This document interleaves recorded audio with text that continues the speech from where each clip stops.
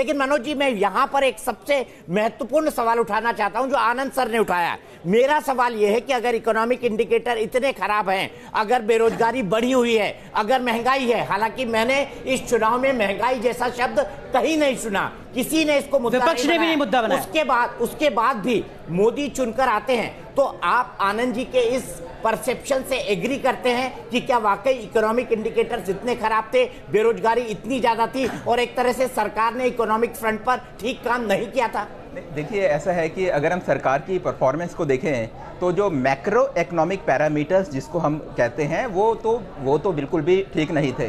तो GDP India की down हुई, इसका इम्पैक्ट ये पड़ा कि बेरोजगारी बढ़ी और एग्रेरियन क्राइसिस, ये दो फ्रंट थे जिसमें कि सरकार फेल हुई।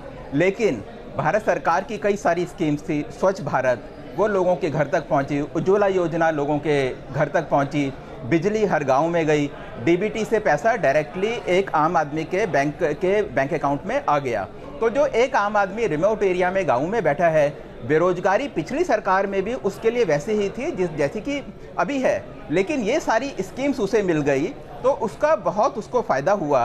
और पहली बारी इस देश में ऐसा हुआ है कि प्रधानमंत्री की स्कीम एक आम आदमी को गांव में पहुंची और किस बिना एक पैसे की घूस दिए। राजेश सर, जो बात मनोज जी कह रहे हैं, एक मिनट के लिए आपको रोकूंगा। राजेश भाई, आप भी सुन के मैं सबको गुदगुदाना चाहता हूं, क्योंकि हमने बड़ा हेवी पॉलिटिकल डोज दे दिया है। कई सारी मीम सर्कुलेट होना शुरू हो गई है और ये दो अपोजिशन लीडर के बारे में मैं उनका नाम नहीं लूंगा। पहला दूसरे नेता को कह रहा है कि भाई मेरे लड्डू आधे दाम पर ले लो, और जो दूसरा अपोजिशन लीडर कहता है मैं खुद ही बीजेपी वालों से बात कर रहा हूं। तो इस तरह की मीम जो है सोशल मीडिया पर खूब वायरल हो गई है, और सोशल मीडिया पर जो क्रिएटिविटी होती है अनुराग, उसके क्या कहने, मैं ख्याल रहता हूं। और नतीजे अब आ चुके हैं, तो जो उम्मीद की जाती है कि राजनीतिक दलों के बीच में भी जो कटुता देखने को मिलती है वो अब उम्मीद की जानी चाहिए कि कम होगी, क्योंकि ऐसी कटुता, दीपक जी आपने संसद कवर की है, पार्लियामेंट के सेंट्रल हॉल में नहीं दिखती है। भले ही लोकसभा राज्यसभा में एक दूसरे को घेरा जाए, लेकिन सेंट्रल हॉल शाम को सब एक दूसरे के घर में होते हैं, बिल्कुल, कभी कभी उन घरों में हम भी चले जाते हैं। लेकिन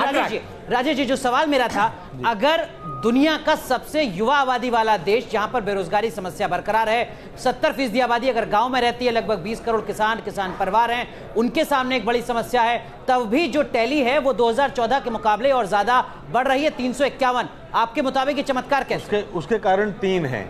भले ही ये समस्याएं जो कि आनंद जी ने और मनोज जी ने बताई हैं, एक पहली बात तो यह है कि लोगों ने इस बात को बहुत गहराई से महसूस किया कि जब मोदी जी ने अपनी सभाओं में इस बात को कहा कि आपका वोट मेरे खाते में जाएगा।